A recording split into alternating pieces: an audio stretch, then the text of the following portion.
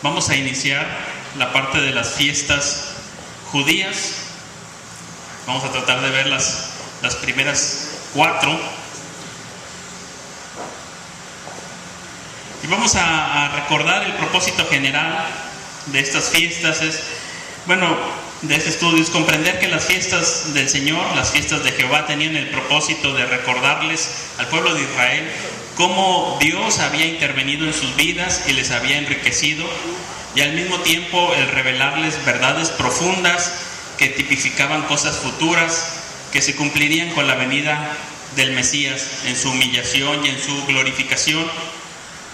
Estas fiestas tenían propósitos diferentes, varios, entre ellos distinguir al pueblo de entre las demás naciones que fueran con una cultura diferente ahora que salían ya como nación. Tenía el propósito de recordar a Israel lo que Dios había hecho al bendecirles en el pasado y en el presente, que ellos lo pudieran estar recordando constantemente por medio de una fiesta. Unir al pueblo en adoración santa con periodos especiales de gozo por su presencia. Ahí les daba también cierta identidad nacional. Preservar la pureza espiritual en la adoración prescrita por Dios, aunque a veces esto decayó. Ustedes recordarán que empezamos el estudio de Isaías diciendo que Dios estaba hastiado de sus fiestas solemnes, que le tenían harto.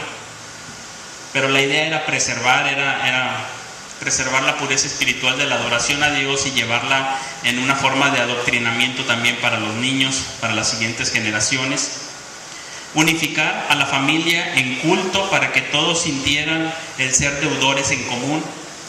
No había eso de que la familia iba dividida, unos iban y otros no, va el esposo y la esposa no, o cosas así. No, la idea era la unidad familiar. De hecho, la primera fiesta que vamos a ver es familiar. La Pascua se celebraba en familia. Había ahí una fuerte unificación familiar en el culto. Y finalmente eran tipos o profecías en figura de lo que Cristo iba a lograr para beneficio de su pueblo en el futuro. Entonces aquí tenemos también esto apuntando hacia el futuro. Espero que hayan alcanzado algunos una tabla con las fiestas por ahí, más o menos las fechas en las que cae cada una de las fiestas en nuestro calendario. Y vamos a tratar de ver las primeras 4, que son las fechas que corresponden a la primavera, a los primeros frutos, cuando está todo floreciendo. Hay otro paquete de fiestas que van a ser por septiembre y octubre, que corresponden a las cosechas de aquellos tiempos, ¿verdad? Son temporadas de cosechas en donde están puestas las fiestas. Nosotros, como nuestro sistema económico no está basado en las cosechas, al vivir aquí en una ciudad como la nuestra, basada en servicios o en producción industrial, no estamos regidos normalmente por fechas de cosechas, y tal vez para nosotros no pueden tener tanto significado. Así que pensemos en el reparto de utilidades y en el aguinaldo, para que más o menos nos identifiquemos cómo nos sentimos cuando va a llegar el reparto de utilidades o el aguinaldo. Es más o menos cuando ellos van a recoger las cosechas, ¿sí?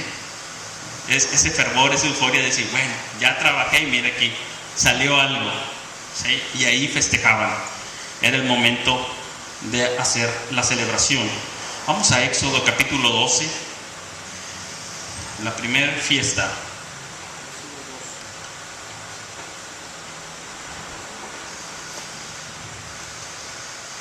Pesaj, la Pascua.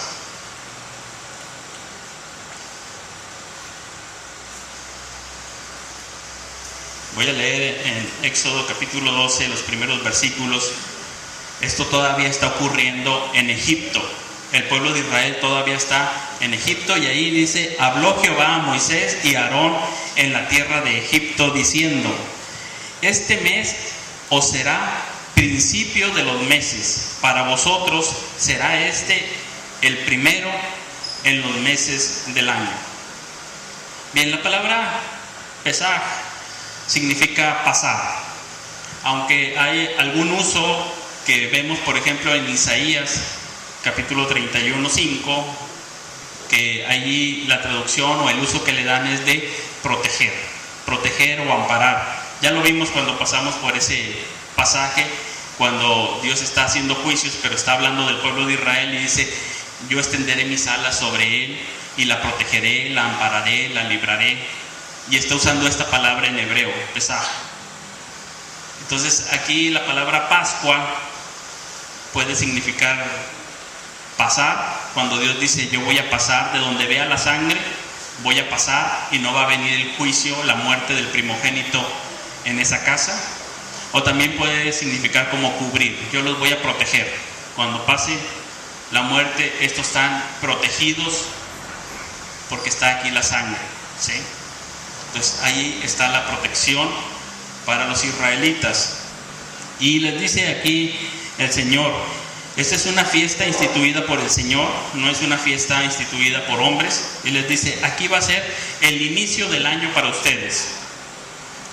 Los israelitas tienen dos inicios de año, dos calendarios, uno de fiestas sagradas y otro de orden civil.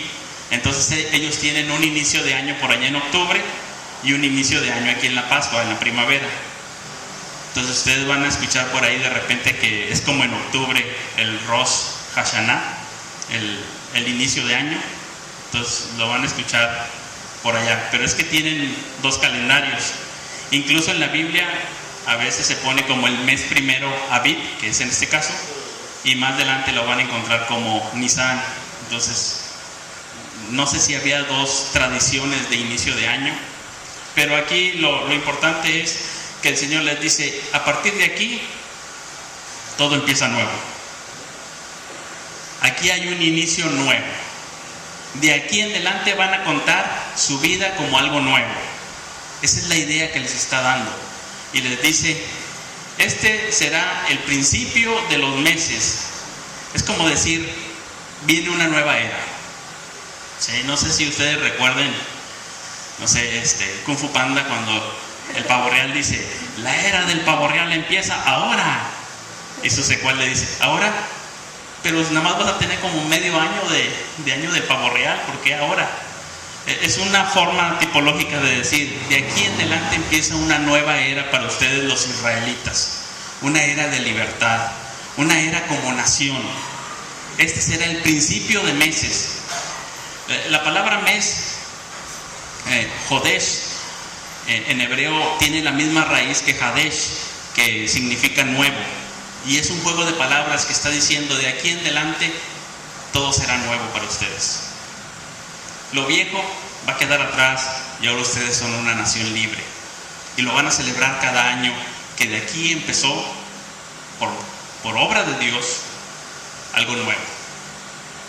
Como cuando nosotros decimos que si alguno está en Cristo, nueva criatura es, las cosas viejas pasaron y aquí todas son hechas nuevas. Decimos que ha llegado a nosotros una nueva era, que ya no somos esclavos, que ya no estamos en las tinieblas, que ya no estamos en la muerte, sino que hemos pasado de las tinieblas a la luz, de la muerte a la vida. Y entonces decimos: aquí es una nueva era. La era de Cristo ha llegado. Aquí a toda la nación y a cada uno de nosotros nos ha llegado esa transformación, ese momento donde podemos ver y decir: a partir de entonces la vida cambió, es diferente, hay esperanza, hay salvación que viene de parte de Dios.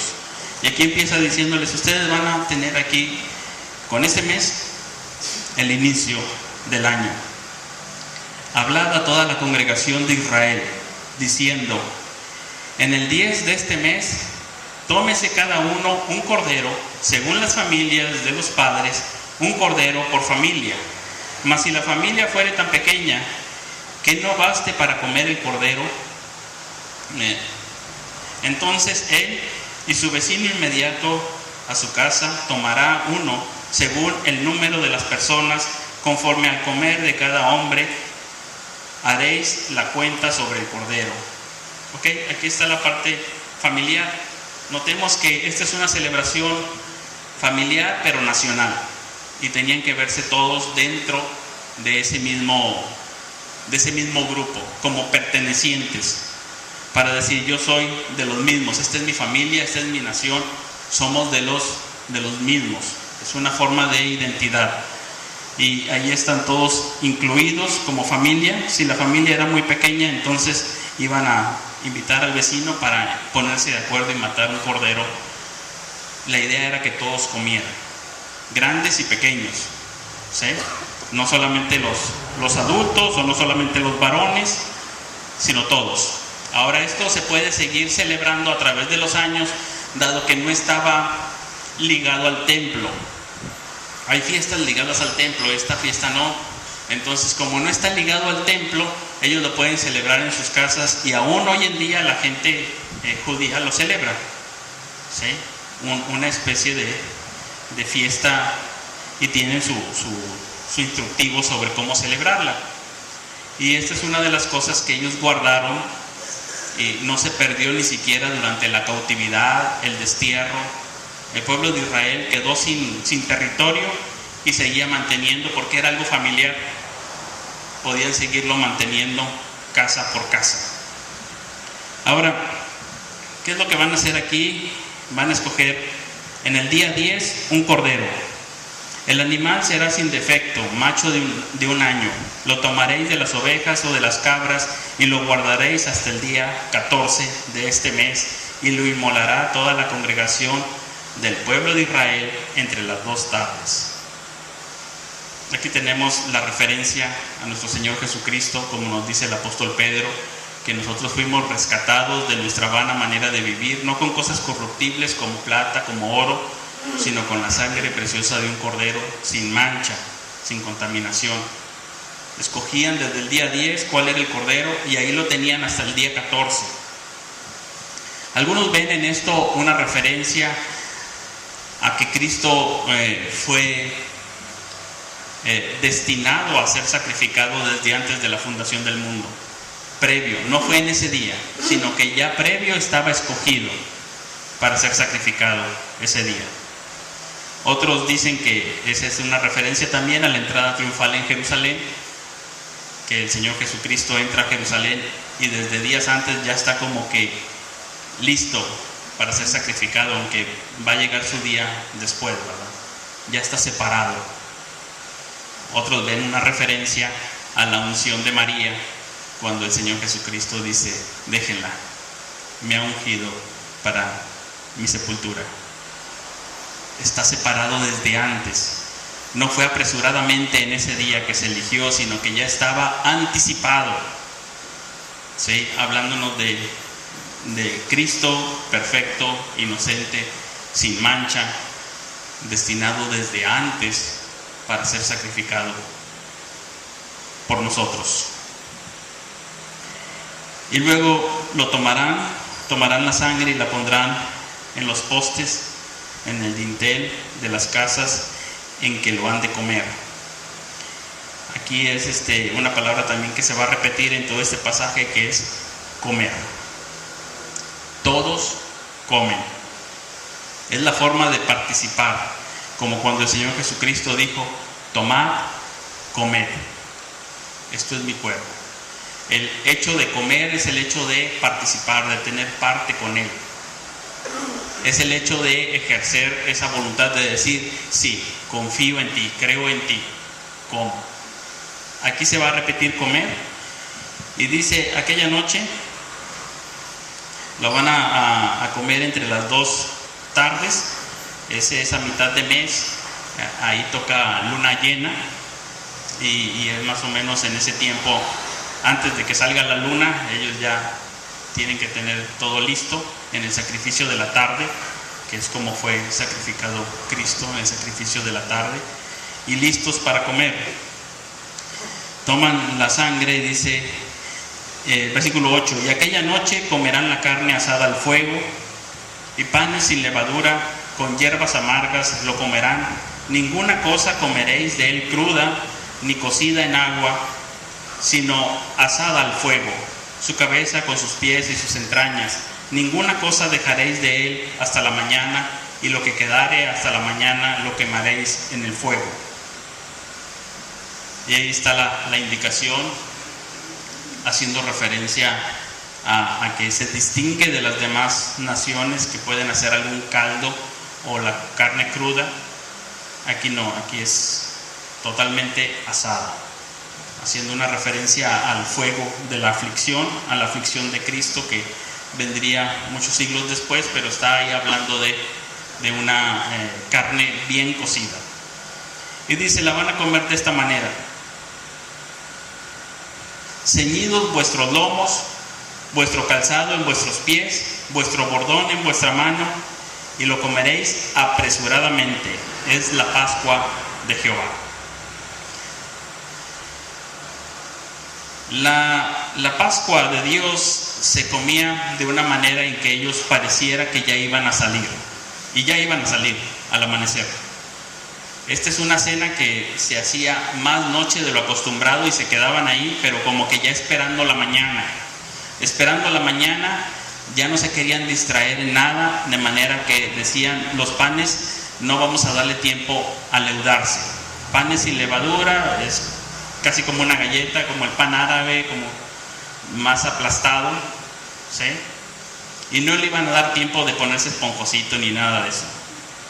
No tenemos tiempo para eso. La idea era estar listos para salir, porque venía la mañana de la libertad, la mañana de la salvación para siempre. Es algo como lo que dice el apóstol Pablo allá en Romanos, haciendo esta analogía. Dice, la noche está avanzada, se acerca el día, vamos, quiten la levadura, no andemos en glotonerías, es decir, no andemos con la levadura de este mundo, no andemos satisfechos con las cosas de este mundo, con la maldad que impera, porque ya viene la mañana. Así que comamos y andemos aquí de una manera sencilla, con un pan sin leudar, sin contaminarnos con la masa. Despojémonos de todo eso, vestidos del Señor Jesucristo, una manera modesta y sencilla de andar, porque ya se acerca la mañana. Es más o menos esta la idea. Así van a comerlo vestidos, ceñidos, con su bordón en la mano, listos para salir, porque el Señor iba a venir rápido y debían de estar listos. Esa es más o menos la idea. Aquí iba a venir con ellos para sacarlos de la tierra de Egipto rápido. Y luego dice, dice el 12, pues yo pasaré aquella noche por la tierra de Egipto y heriré a todo primogénito en la tierra de Egipto, así de los hombres como de las bestias, y ejecutaré mis juicios en todos los dioses de Egipto, yo Jehová. Ahí tenemos que notar que no solamente Dios estaba ejecutando sus juicios sobre Egipto, sino también sobre sus dioses, sobre los dioses de Egipto, sus ídolos, cada uno de ellos siendo derrotado, y finalmente mueren los primogénitos en esa última plaga, y ellos van a ser librados, van a salir. Ellos tienen, para preservar esta fiesta, un instructivo. Normalmente ellos tienen un libro que se llama Agadá Sel Pesach, y significa el instructivo para la fiesta de Pascua. Y ellos tienen aquí todas sus instrucciones de qué es lo que van a hacer en esa noche en las familias, para que a todos se les facilite cómo hacerlo y lo puedan seguir pasando a unos y a otros y a otros. Entonces ellos tienen su instructivo, no se complican mucho. Usan 4 copas a través de la fiesta, a través de la cena. En medio de las copas que van tomando hay cánticos, hay bendiciones, hay oraciones, hay momentos para comer las diferentes cosas, hay preguntas, hay juegos, lloran, ríen, cantan, todo hasta la última copa. En cada una de ellas hay diferentes elementos. Si alguien después lo quiere leer, bajé lo imprimí, está aquí disponible, lo que hacen actualmente. Por ejemplo, para empezar, toman reclinados la primera copa sobre el lado izquierdo. ¿Sí? Por eso están así en la cena del Señor, cuando hay unos reclinados y en cierto momento se reclina para otro lado, y hay un cierto momento donde cierran la puerta, ya Ya el que iba a entrar entró, y hay cierto momento en que se lavan y dicen ciertas bendiciones, comen el pan y dicen las palabras: este es el pan de la pobreza que comieron nuestros padres en la tierra de Egipto, etcétera. O bendicen al Señor: bendito sea Dios, nuestro Rey del universo, que nos ha permitido vivir para alcanzar este día festivo, etcétera. Tienen diferentes, cuentan la historia, distinguen ellos entre sus 4 hijos cuando hacen preguntas. Los hijos tienen que hacer preguntas. Ellos, cuando están observando las preguntas que hacen sus hijos, también ponen mucha atención cómo hacen la pregunta a los hijos. Por ejemplo, ellos dicen que hay un hijo sabio, que cuando el hijo es sabio, él va a preguntar: ¿qué son los testimonios, los estatutos y las leyes que Adonai, nuestro Dios, nos ordenó? Entonces dice, cuando un hijo pregunta así, ese es un hijo sabio, te debe de alegrar el corazón, porque él se está incluyendo. Dice, Adonai, el Señor, nuestro Dios, nos ordenó. Ella se está incluyendo. Y además está preguntando cuáles son los preceptos de Dios. Es decir, él está identificando claramente que eso no es humano, sino que es una institución divina a la cual él pertenece. Y dice, entonces le enseñarás lo que dice la palabra de Dios claramente, porque él quiere saber. Ese es un hijo sabio. Dice, hay el hijo malvado. Ese pregunta, ¿qué es este trabajo para ustedes? Es decir, su forma de preguntar es, ¿qué es esto que hacen? Como viéndose ajeno, no se ve todavía parte. Entonces dice, ese tienes que tener cuidado, porque ese no cree. Ese todavía no dice nuestro Dios, no es algo que hacemos. Dice, ese, si estuviera en Egipto, él no hubiera sacrificado al cordero y no le hubiera puesto en la puerta, es lo que dicen del hijo malvado. Dice, hay otro hijo que es el simple, y él nada más dice, ¿qué es esto? Entonces tú háblale, porque él quiere una respuesta sencilla. Dice, el 4.º hijo es un hijo que no sabe cómo preguntar. Tú ayúdale, tú debes iniciarlo y enséñale como está escrito. Contarás a tus hijos en aquel día diciéndole, esto fue porque el Señor nos sacó de Egipto, y le vas a contar. Hay un 5.º hijo del que nunca hablamos en la Pascua. Dice, hoy no podemos explicarle nada. Estos 4 hijos, sea sabio, malvado, simple ¿cuál se me brincó? O el que no sabe preguntar. Dice, a esos 4 les puedes enseñar, pero hay un 5.º al que no le puedes explicar nada, porque se ha alejado del judaísmo, no vino a la fiesta, está lejos. Tienes que tener cariño y paciencia para con él, porque anda lejos. Dice, ese espéralo. Entonces, más o menos ellos siempre van a esperar en la fiesta la participación de los hijos, como es familiar, y tratar de identificar dónde está su hijo y alegrarse si lo ven que ya es un hijo sabio, que dice, ¿cuáles son estos estatutos que el Señor nos ha ordenado? Eso se da también en la iglesia cristiana, ¿verdad? Uno lo ve, ¿verdad? En sus hijos, o lo ve incluso en los creyentes. Cuando alguien se acerca a ti y te habla de la iglesia como nuestra iglesia y se incluye, o te habla desde fuera como diciendo, ¿qué es eso que pasa allá en la iglesia con ustedes? Y lo ves que todavía no se incluye, que está ajeno, que parece que todavía no es parte. Eso es distinguible, y aquí hablan ellos para distinguir, como guía para los papás que distingan. Tienen una parte donde recuerdan las 10 plagas. La fiesta, ellos la están dividiendo en diferentes tiempos, pero al hacer la celebración, tienen historia, están contando. Esa es una de las cosas que viene aquí escrito más adelante. Primero, Éxodo 12 nos narra lo que ellos hicieron, pero luego nos dice lo que va a ser para las futuras generaciones. Por ejemplo, 12:14. Y este día os será en memoria, y lo celebraréis como fiesta solemne para Jehová durante vuestras generaciones, por estatuto perpetuo lo celebraréis. Ahí ya no está hablando de ellos en Egipto, ya está hablando de la Pascua para las siguientes generaciones. Una fue la Pascua ahí, y otra es la Pascua para las siguientes generaciones. Y en las siguientes generaciones, dice, es muy importante que sirva de memoria.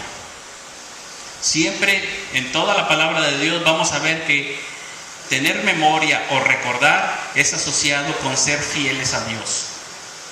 Olvidarse es asociado con la apostasía, con dejar a Dios, con abandonar a Dios, con irse a los ídolos. Olvidarse es abandonar. Hacer memoria es permanecer fieles al Señor. Y entonces dice, cada generación tiene que hacer memoria y les va a servir para hacer memoria. Y ahí tienen lecturas, diferentes lecturas, recuerdan cada una de las plagas y cuando las van recordando también van tirando de su copa de vino un poco, expresando tristeza y dolor. No todo es celebración, sienten ahí dolor por los que murieron en Egipto, tanto hombres como animales, aun y que hubieran sido sus enemigos declarados. Hay una compasión por ellos. Terminan con esta sección de las plagas con los si no hubiera sido, si nos hubiera pero no les hubiera. Entonces ellos tienen una serie de hubieras para poder resaltar que la salvación de Dios es completa, total. Por ejemplo, ellos dicen, si nos hubiera sacado de Egipto y no les hubiera hecho juicio, no habría bastado. Pero si los hubiera juzgado, pero no hubiera juzgado a sus ídolos, no habría bastado.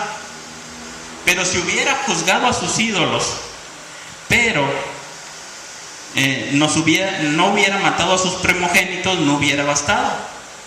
Si hubiera matado a sus primogénitos, pero no nos hubiera dado sus bienes, no habría bastado. Si nos hubiera dado sus bienes, pero no hubiera separado las aguas del mar, no habría bastado, no sería suficiente la salvación. Ahora, si abre las aguas del mar, pero no nos hubiera conducido en seco, pues no habría bastado. Pues quedaría algo falto. Es en la Agadá.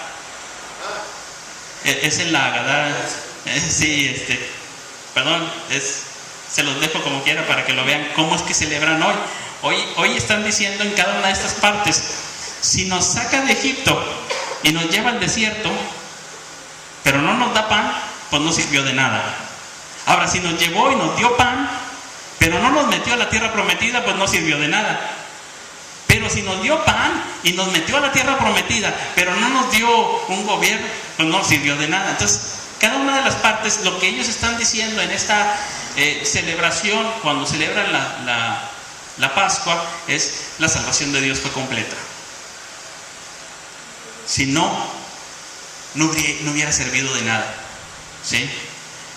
Me sacó y crucé el mar, pero si no ahoga al otro ejército, no hubiera servido de nada.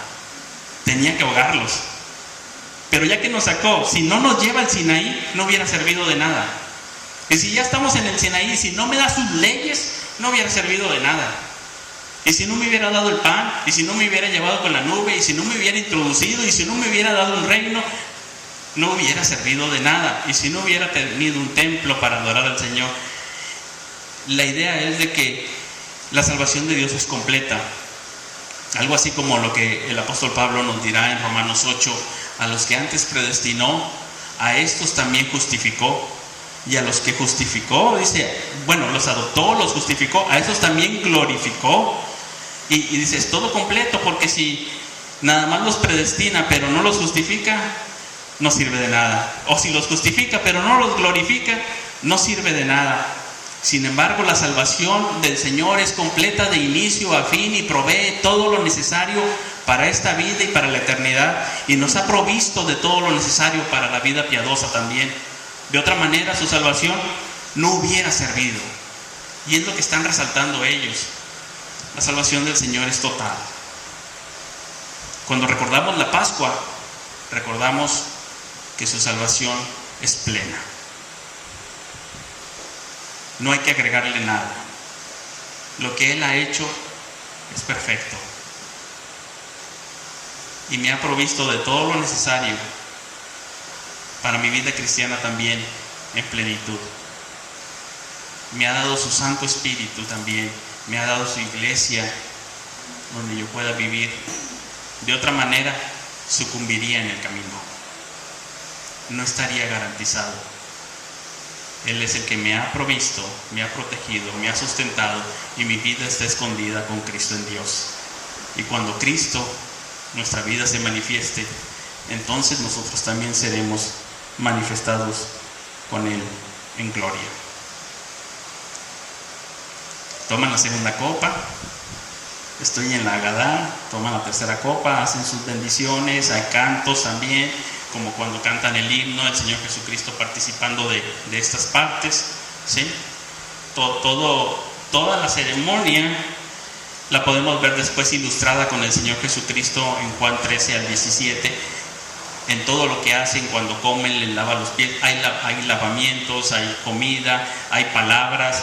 Claro que los discípulos no preguntan, ¿qué son estos preceptos? No, ellos dicen, ¿seré yo, maestro? Ellos tienen otro tipo de pregunta, pero también hacen preguntas, ¿sí?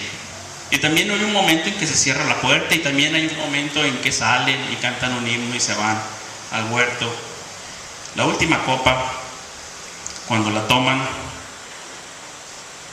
ellos la toman pensando, perdón, señor, mueven unas hojas, pensando en que la próxima la van a tomar en Jerusalén. Cuando están fuera, ellos están con la última copa y dicen, el próximo año será en Jerusalén. El Señor Jesucristo con la última copa dijo, la próxima será en el reino de mi Padre. Allá los invito, allá los veo. Allá vamos a tomar la próxima. Ya no en Jerusalén, Él estaba en Jerusalén. Hoy los judíos siguen diciendo, la próxima es en Jerusalén. Nosotros cuando tomamos la cena del Señor decimos, la próxima, Señor, es en tu reino. Hacia allá vamos. Ahora, algunos creyentes por eso dicen que la cena del Señor debe ser anual, porque el Señor Jesucristo está diciendo, ya no beberé más de esta copa, y cada vez que tomen o beban de esta copa, y está refiriéndose precisamente a esa copa que era anual, y por eso dicen que la cena del Señor ha de ser anual, por esta fiesta, ¿verdad?, que era anual. Una fiesta muy importante. Voy a leer una parte nada más al final de lo que ellos hacen en la Agadá. Ellos dicen, hemos hecho lo que otros hicieron antes que nosotros. Estudiamos Torá, nos hemos reído, lamentado y regocijado con vino y con alimentos. Hemos hablado de libertad sin mencionar a Moisés, porque no queremos depender de líderes para nuestra liberación. Hemos cumplido, como dice la Agadá, en vernos a nosotros mismos como si hubiésemos salido de Egipto. Hemos hecho así lo que nadie puede hacer por nosotros. Nuestro ceder ha concluido con sus ritos y cargado de historia. Desde Egipto hemos viajado en esta noche de noches celebradas en el tiempo. Fuimos testigos, recordamos nuestro pacto contigo. Por lo tanto, te rogamos que nos redimas tal como lo prometiste. Nos sea concedido poder celebrar el próximo Seder en la milenaria capital de Israel, el año que viene en Jerusalén. Así terminan ellos. Nosotros distinguimos porque nos dice 1 Corintios 5, Cristo, nuestra Pascua, ya fue sacrificado. Todo esto apuntaba a Cristo. Cristo, nuestra Pascua, ya fue sacrificada. Y dice, comamos ahora los panes sin levadura, despojémonos de la maldad de este mundo. Y la próxima es en el reino de Dios, con Cristo allá. Es una gran diferencia, sin embargo, hay cosas similares. Hay un nuevo inicio, hay una libertad, hay una predestinación por ahí, hay una demostración del poder de Dios, hay lecturas públicas. Hoy en día algunos judíos permiten la participación de gente no circuncidada. De alguna manera lo hacen. Creo que los más rigurosos no. que es como decía en la palabra del Señor, a menos de que se circuncidaran. Y es ahí donde si nosotros quisiéramos hacer esta fiesta obligatoria para nosotros, tendríamos que circuncidarnos. Para los que quieren celebrar fiestas judías, el apóstol Pablo dice, nada más que tienes que saber que si te circuncidas, ahora es obligatorio para ti y estás obligado a cumplir toda la ley. Y número 2, te has desligado de Cristo. Te has desligado de Cristo. Lo has menospreciado, lo has dejado de lado. O sea, lo puedes hacer. Ahorita hay algunos que no es obligatorio y lo puedes celebrar. Algunos aceptan no judíos. Pero si quieres que sea obligatorio para ti, entonces el apóstol Pablo es muy claro en Gálatas que nos dice, te desligas de Cristo, pero ahora sí es obligatorio para ti y cumplir toda la ley. Es decir, te has hecho un prosélito judío. Bueno, empieza por circuncidarte, dice. Y entras a todos los rituales, pero te has desligado de Cristo, has caído de la gracia. Has dicho que la obra de Cristo no fue suficiente, que necesitas algo más. Por eso nosotros no celebramos la Pascua. Ellos, sí, algunos hacen sus preparativos para ir a Jerusalén y celebrarlo por allá, y han conservado la memoria, la cultura, aún sin tierra. Eso es algo que sí se ha conservado, pero por ahí vamos a tener las referencias en la tabla que les di de la crucifixión de Cristo, donde ellos no se dieron cuenta de que estaba ahí el Cordero de Dios siendo sacrificado. Y ustedes notarán que cuando estaban ahí en la cruz, ¿cómo estaban los judíos, los líderes judíos? Dice que tenían prisa. Estaban comiendo la Pascua a prisa. Sin ellos saberlo, estaban haciendo exactamente lo que aquí dice. Estaban cumpliendo exactamente las escrituras y esa fiesta estaba siendo recordada al pie de la letra. Lo estaban haciendo a prisa. Una prisa que ellos no se daban cuenta, ¿verdad? Ahora, la siguiente, los panes sin levadura. Vamos a Levítico 23, donde se vienen especificadas la fiesta. Bueno, esta fiesta fue una fiesta familiar. Es una fiesta familiar y nacional. Es una fiesta donde todos participan, donde comen, donde también hay alegría, donde hay cantos y hay juegos de números.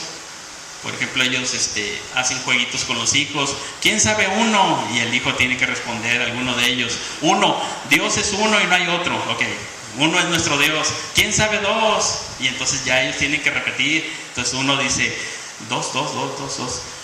Dos son las tablas de la ley y uno es nuestro Dios. ¿Quién sabe tres? Tres son los patriarcas, dos son las tablas de la ley y uno es nuestro Dios. ¿Quién sabe cuatro? Cuatro son las matriarcas, tres los patriarcas, dos las tablas de la ley, uno nuestro Dios. ¿Quién sabe cinco? Cinco los libros de la Torá, cuatro las matriarcas, tres los patriarcas, y así se van. Y ya se van, creo que llegan hasta el 13. ¿Y quién sabe? Y así se van. Es un juego que ellos hacen y los niños van recordando toda la historia del pueblo, porque esta es la idea, hacer memoria. Y igual tienen otros juegos como mi papá compró el cabrito por 2 monedas y luego vino un gato y se lo comió, y luego vino el perro y mordió al gato, y luego un palo le dio al perro que mordió al gato que se comió el cabrito que mi papá había comprado con 2 monedas. Y así se van, ¿verdad? Porque hacen un jueguito de memoria. Para terminar diciendo que el centro es Dios. Todo eso va a terminar diciendo que el centro es Dios, que la salvación es de Dios, que las misericordias son de Dios, que la bondad es de Dios, que ellos salieron por brazo poderoso de Dios. Dios es bueno. Y para que no se les olvide a los niños, obvio, es una familia, los papás deben de disfrutarlo también, definitivamente, y comen y todo, así que imagínense una fiesta así en casa, ¿verdad? Es más o menos, es como si nosotros celebráramos la cena del Señor y cambiáramos los números o los cantos o los juegos y tuviéramos 4 copas y tomamos una copa y no sé, recordamos nuestros pecados, confesamos nuestros pecados, tomamos otra copa y recordamos la obra de Cristo, tomamos otra copa y recordamos el evangelizar a otros, anunciar a otros las buenas nuevas, tomamos otra copa y lo hacemos con esperanza sabiendo que Cristo volverá por nosotros, etcétera, ¿verdad? Entonces es como hacer una fiesta y en medio van las comidas, ¿verdad? Una fiesta con toda la celebración, con todo el juego, pero centrado totalmente en Dios. Ni siquiera lo centraban en Moisés, como leímos, ¿verdad? Porque dicen, no, aquí el único héroe es Dios. No hay más héroe. Nadie es más grande. Nosotros tenemos algo similar con nuestra fiesta de independencia, pero ahí sí tenemos héroes, pero es una noche, celebración de independencia, y para la vida nueva nosotros tenemos, se supone, la fiesta de fin de año, que es el inicio de año, y es donde hacemos o renovamos nuestras resoluciones, buenas resoluciones para dejar lo malo y andar en lo bueno, y le pegamos a la piñata de los 7 picos, queriendo dejar los 7 pecados capitales y vivir una vida recta, y le pegamos a la glotonería y a la ira y a la lascivia, a la lujuria, y a todo le pegamos, ¿verdad? Porque queremos, y ellos dicen, somos libres. La idea aquí de su fiesta es libertad. Dios nos libertó cuando nosotros no podíamos. Ellos recuerdan cómo es que llegó la fe a ellos, cómo es Dios.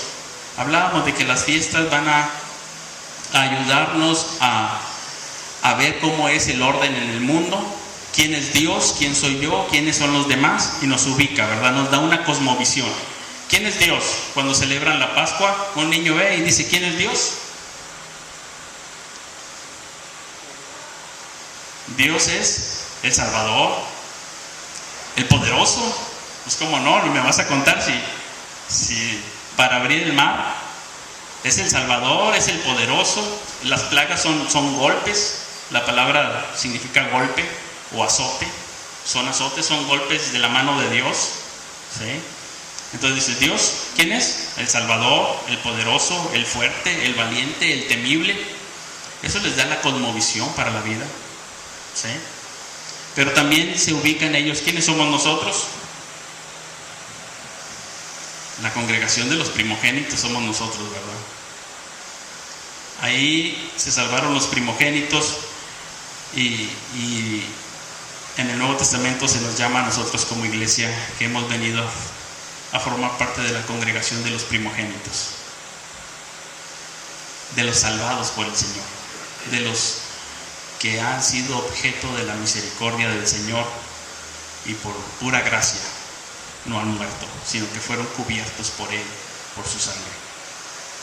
Eso nos da un panorama para la vida. No hay nada más glorioso que el hijo mayor, excepto el hijo segundo. Yo soy hijo segundo, por eso lo digo. Entonces, en el pueblo de Israel, aquí agarra preeminencia los primogénitos. Más adelante vamos a ver cómo Cristo es el primogénito y es el primero de la resurrección, y con Él todos nos unimos y estamos en Él. Luego viene, adelante. Lo que dijiste la semana pasada, ¿se puede repetir? Sí, así estudio. No es predicación, es un estudio y podemos aceptar preguntas. Bueno, me llama la atención, creo que es muy valioso el que un pueblo sepa guardar tradiciones, porque nos hace consistentes en algo. A veces somos consistentes en cosas de la casa, ¿no? Que están buenas, pero cuando un pueblo guarda tradiciones, nos vuelve consistentes, permanentes, constantes. Y creo que no es de extrañar que el pueblo judío, con estas tradiciones que guardan de siglos, ¿verdad? Y que nos guardan con decoración, con convicciones. Sí, algo así nos va a decir Francis Schaeffer en uno de sus videos, de que esa cosmovisión dirige todo el desarrollo científico y cultural y lo va a llevar porque es para la gloria de Dios y es digno, ¿verdad? Entonces, tienen la correcta cosmovisión, la correcta perspectiva de la vida y la guardan en una fiesta. Y entonces repiten la fiesta y la fiesta les permite recrear el orden del mundo. ¿Quién soy yo? ¿Quién es Dios? ¿Quiénes son los demás? ¿Cómo estamos? ¿Qué es la vida? Y eso les da todo el sentido a gente que estuvo esclavizada por más de 400 años, ¿verdad? Que pudo haber sido su mentalidad distorsionada por ese tiempo, ¿verdad? Bueno, vamos a la siguiente fiesta, la de los panes sin levadura. Tenemos en Levítico capítulo 23, 4 en delante. Estas son las fiestas solemnes de Jehová, las convocaciones santas a las cuales convocaréis en sus tiempos. En el mes primero, a los 14 del mes, entre las 2 tardes, Pascua es de Jehová. Ahí está la Pascua.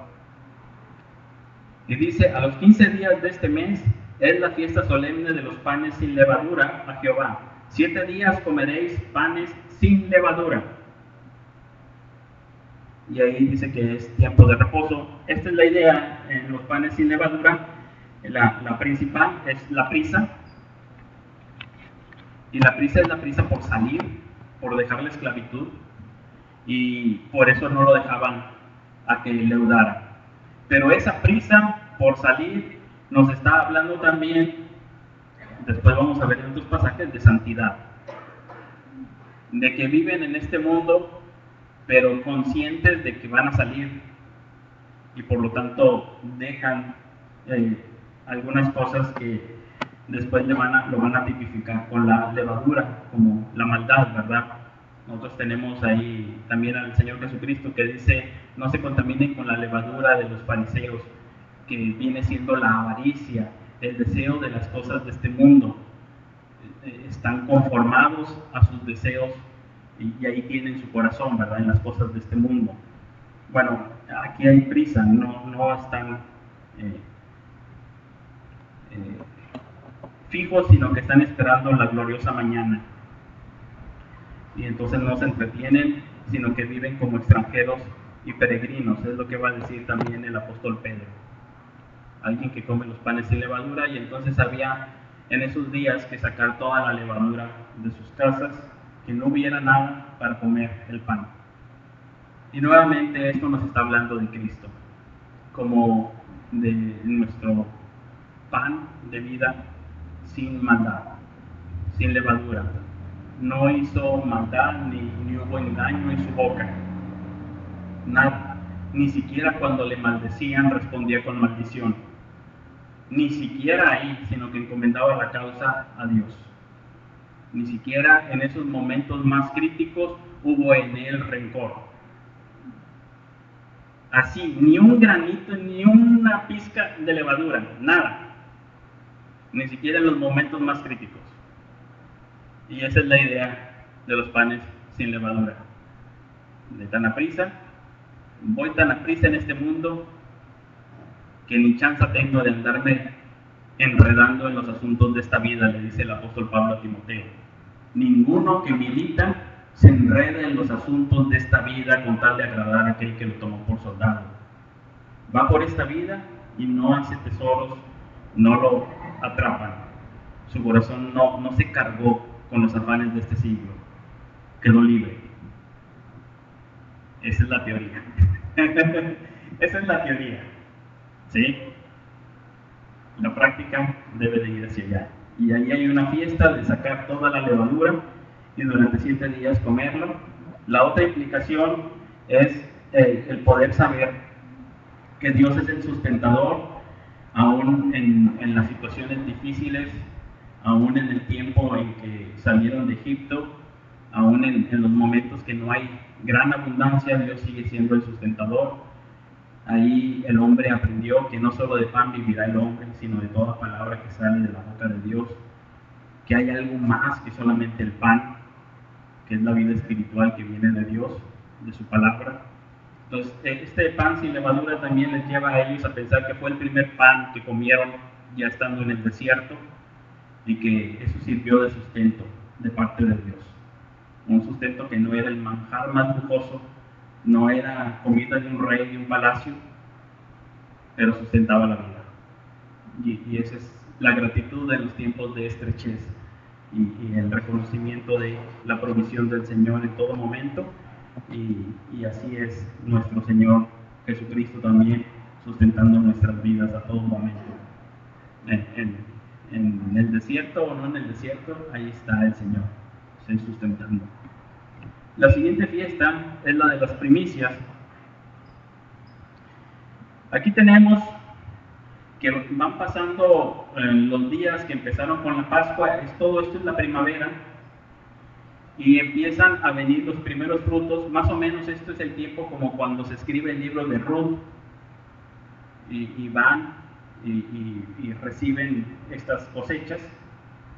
Entonces ahí la idea era de que empezaban a armar las espigas, todas las gavillas, y entonces la llevaban la primera al Señor, al templo. Y la idea de llevarla al Señor es darle a Él el primer lugar en la vida. De decir, Dios, tú eres el que me sustentas, y lo primero que voy a hacer es llevar a ti una ofrenda. Nadie podía venir a la casa del Señor con las manos vacías. Poco, mucho, pero nadie con las manos vacías. Cada quien según Dios lo había bendecido y prosperado. Traían la gavilla, y la gavilla era azotada, levantada, mecida, el grano triturado, todo alrededor del templo, y era molido para hacer luego ahí la harina y el pan. Y esto nos está hablando del Señor Jesucristo, que en ese sentido fue llevado ahí en los alrededores del templo, fue azotado, golpeado, molido, triturado ahí vilmente. Yo nunca lo he hecho, no sé, agarrar una gavilla y darle con fuerza para que salga el grano y que se vaya la paja y que quede solamente el grano, y lo azotan y lo golpean. Esa es una imagen del Señor Jesucristo que fue azotado por los mismos sacerdotes alrededor del templo, cumpliendo la fiesta, simbolizando esa fiesta, pero con el Señor Jesucristo, como hace unos días vimos una ejemplificación en esa película de la Pasión de Cristo, molido por nosotros. Lo tuvimos por azotado, por herido, y luego ya hecho harina, fue hecho pan, y ese pan lo comemos nosotros. Es el que nos sustenta y da vida. Y esa es la idea de que llevaban esa ofrenda al Señor. Era toda una fiesta, era en un sentido de celebración, de fiesta, porque están contentos porque va a haber semilla para sembrar y pan para comer. Con eso Dios les está dando vida, y por eso van al dador de la vida. El que les da el grano es el que les da la vida, y van y le adoran. No es lo mismo, aunque otras naciones alrededor tengan su fiesta de la cosecha y se embriaguen y tengan orgías y alaben a su Dios, a su ídolo, no es lo mismo. Hay una gran diferencia, una enorme diferencia de lo que es esta fiesta. Parece ser similar porque otros también tienen cosechas, los pueblos vecinos, pero no es lo mismo en la esencia, ¿sí? Hay un mundo de diferencia aquí, y aquí están agradeciendo a Dios, no a sí mismos. Dios es el que me ha bendecido, y en el sentido espiritual, Él es el que me da vida en Cristo. Él fue azotado, herido, molido por mis transgresiones. El castigo de nuestra paz fue sobre Él, y por Él tenemos nosotros vida. Él es ese pan. A Él le podemos dar las primicias. Esta no era una fiesta que iban a tener en el desierto, sino hasta que llegaran a la tierra prometida. Y este iba a ser también cerca del templo. Este sí está relacionado con el templo, y tenían que llegar hacia allá para bendecir al Señor. Después nos va a decir el apóstol Pablo, hablando de la resurrección en 1 Corintios 15, que Cristo es también las primicias de la resurrección. Como si el grano estuviera muerto mientras está en la tierra, pero luego crece, ¿verdad? Y decir que vino a la vida, que resucitó. Que los primeros frutos, el primero en resucitar es Cristo, y entonces con Él todos nosotros. es la idea de las primicias. El primero es Dios. Y tener una fiesta así con nosotros no sé cómo sería, no tenemos nada similar a algo así. En una sociedad egoísta y materialista no creo que haya esa idea de primero Dios. No se me viene ahorita a la mente qué fiesta, tal vez los norteamericanos en su día de acción de gracias. Tal vez ahí pudiera ser donde ellos hacen algo similar y dicen, gracias a Dios, tenemos vida y los primeros colonos vivieron y estamos aquí y somos un país de justicia y libertad. Me imagino que algo así deben de tener en ese día, yo no soy... Pero los mexicanos no estoy seguro dónde lo podemos poner, dónde tenemos algo así.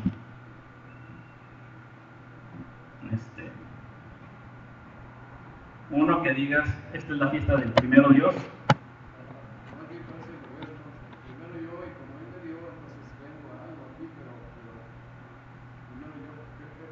Primero yo y mis cosas, mis asuntos, lo que a mí me agrade, mis gustos, y pues creo que lo valgo, y al final Dios. Pero aquí es diferente, ¿sí? Sí, yo he conocido esta costumbre, pero más bien eran los padres, más. No sé si ya se haya hecho más costumbre entre los cristianos de que el primer sueldo es para Dios, pero antes en las familias el primer cheque para los papás. A veces ni siquiera lo cobraban, nada más lo enmarcaban y lo ponían ahí. Y yo dije, pues sáquenme una copia y guarden la copia y ese cóbrenlo, ¿verdad?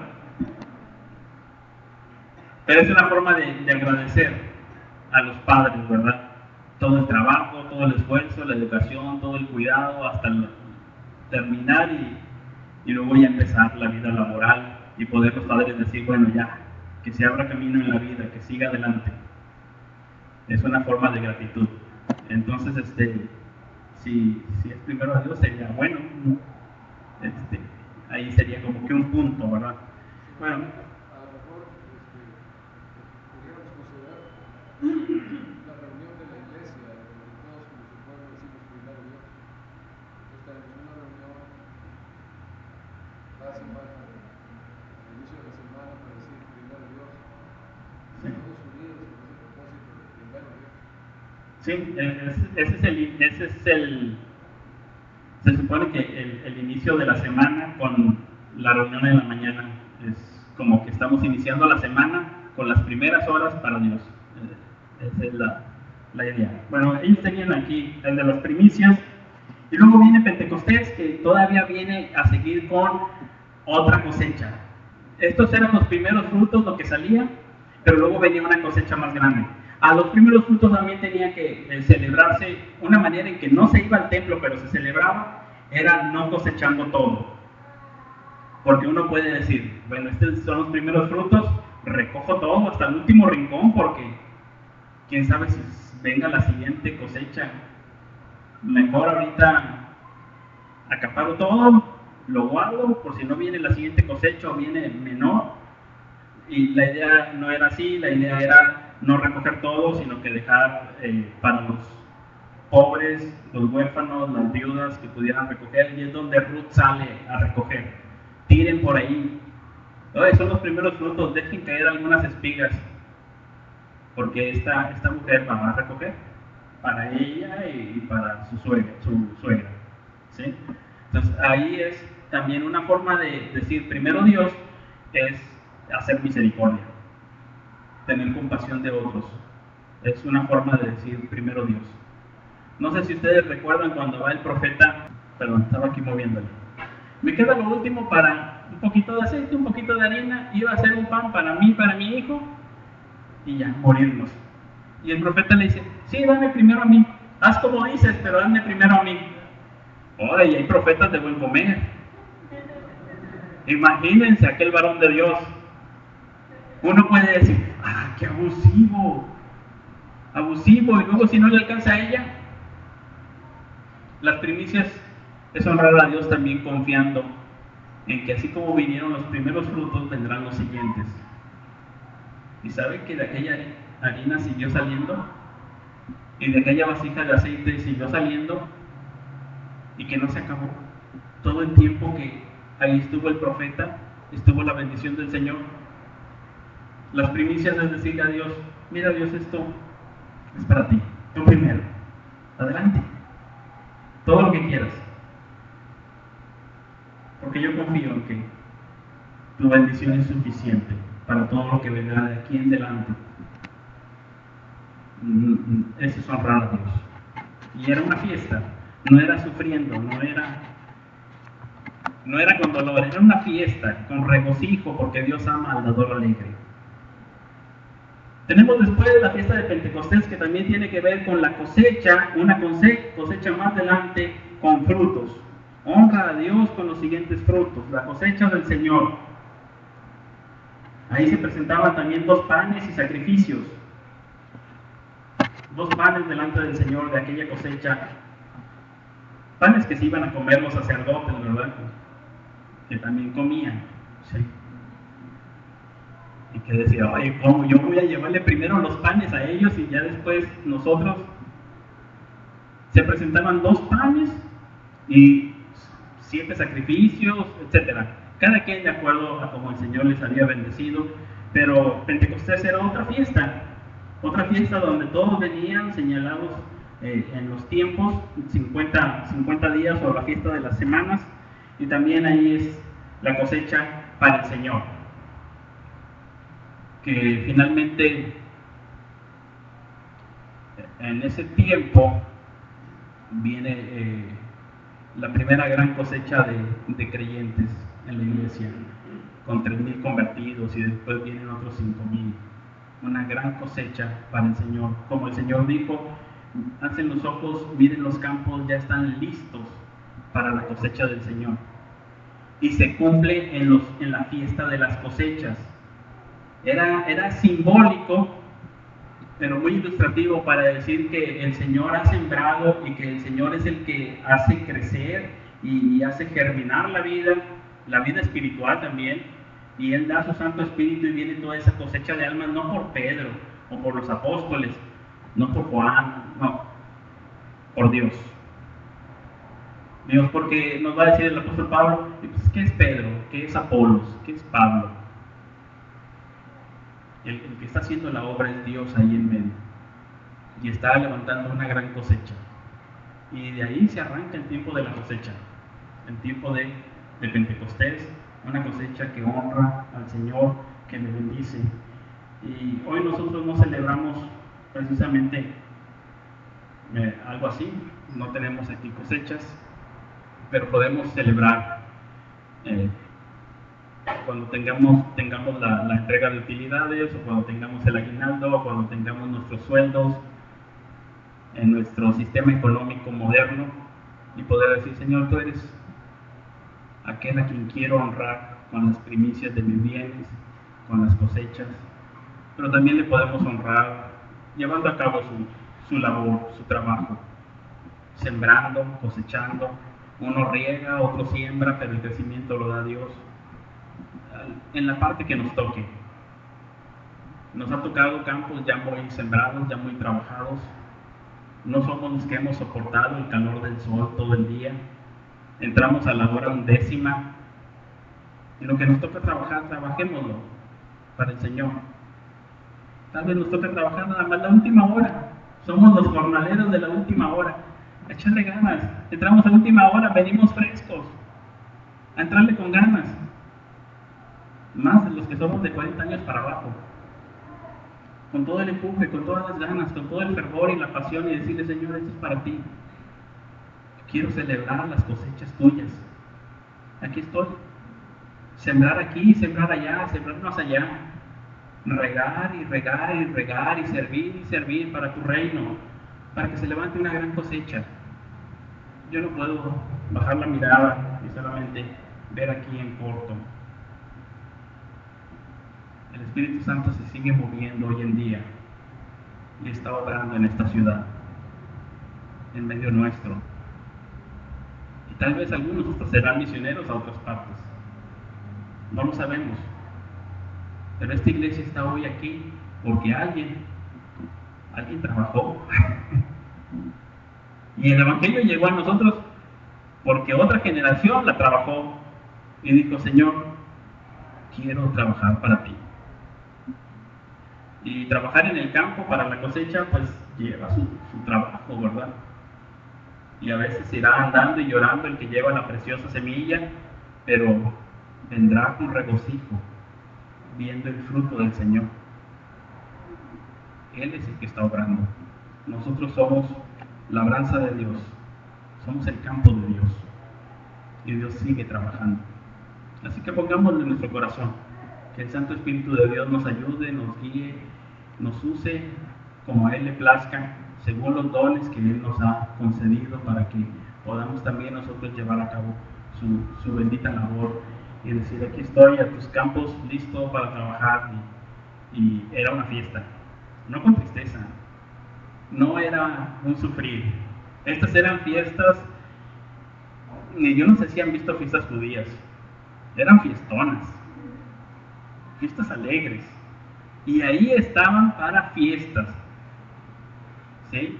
Imagínense, 3,000 hombres reunidos en Jerusalén con ánimo de fiesta, y salen 120 a predicar y se convierten en 3,000 que estaban con ánimo de fiesta. Y viene la más grande fiesta, los tiempos de refrigerio del Señor, por su gracia, porque Él es bueno. Cada una de las fiestas está centrado en Dios solamente.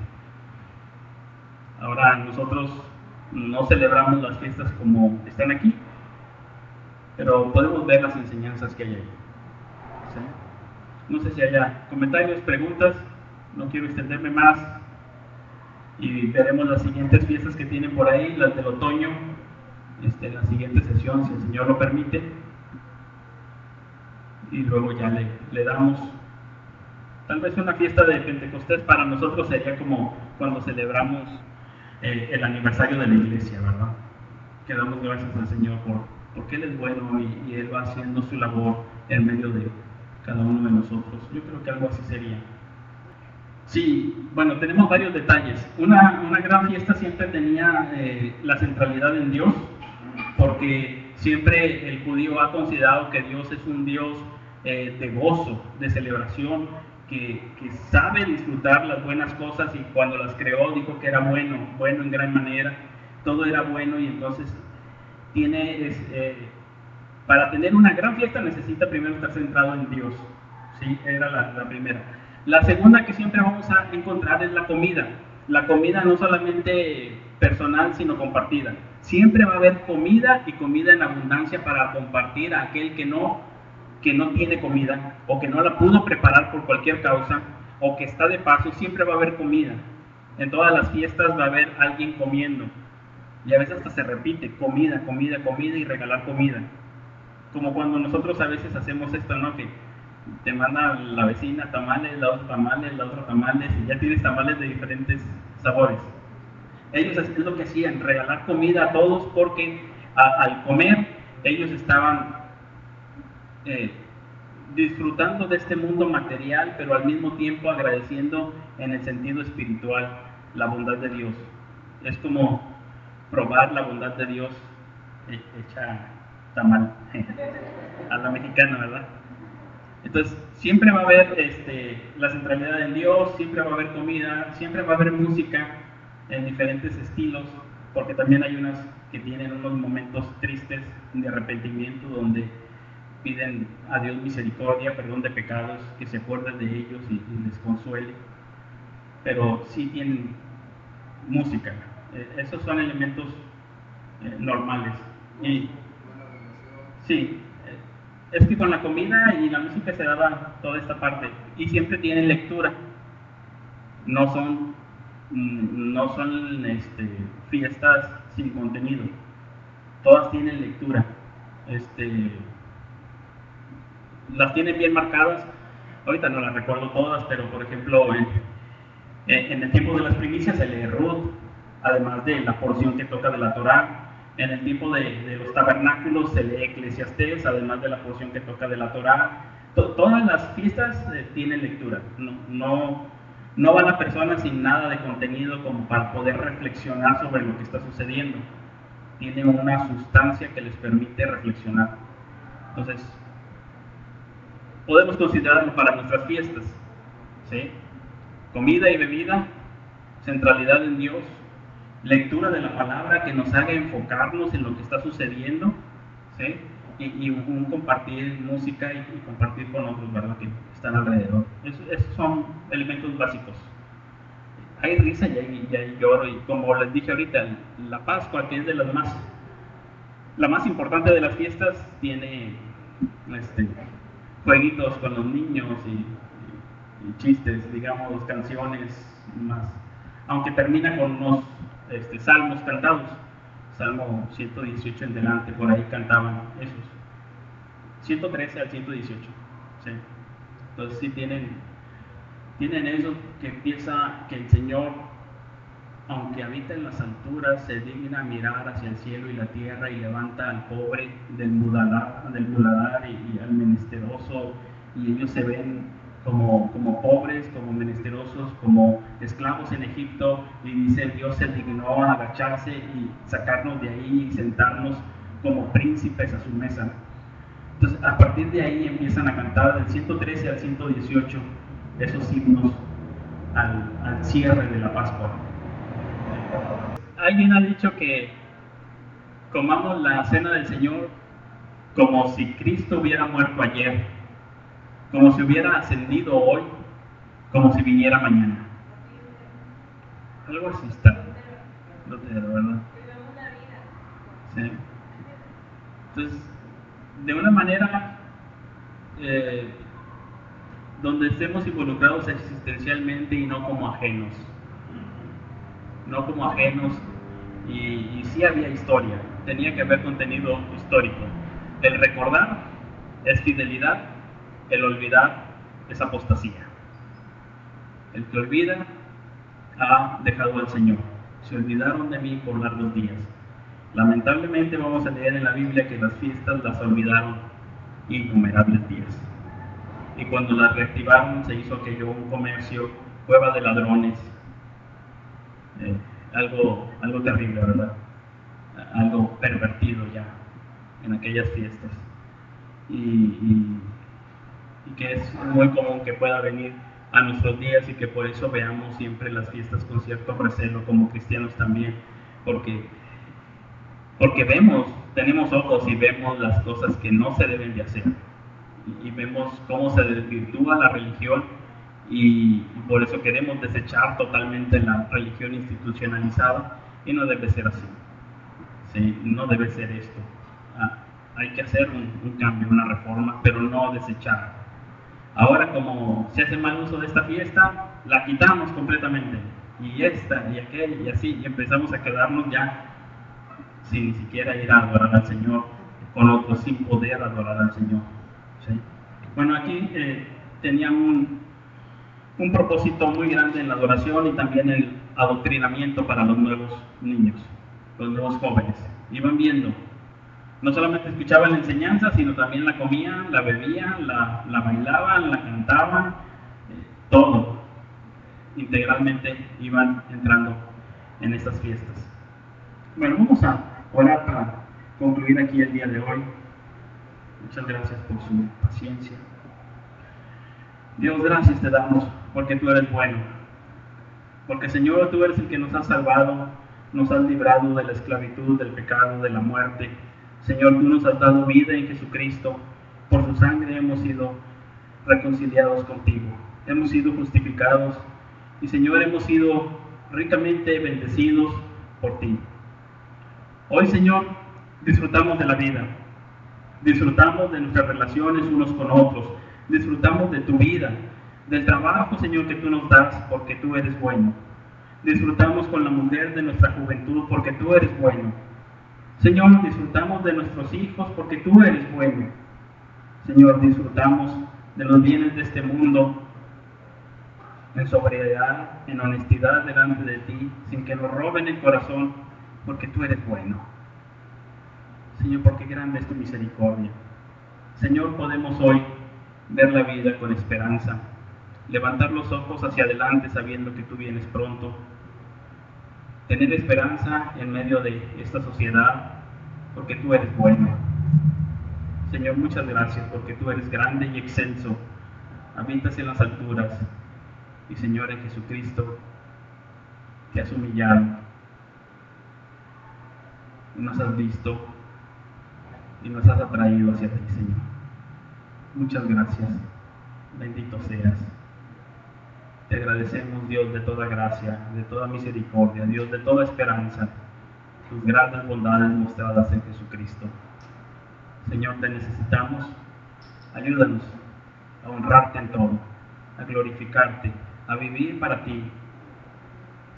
Señor, ayúdanos, porque tú eres digno, tuyo es el reino, el imperio, el poder y la gloria por los siglos de los siglos. Amén.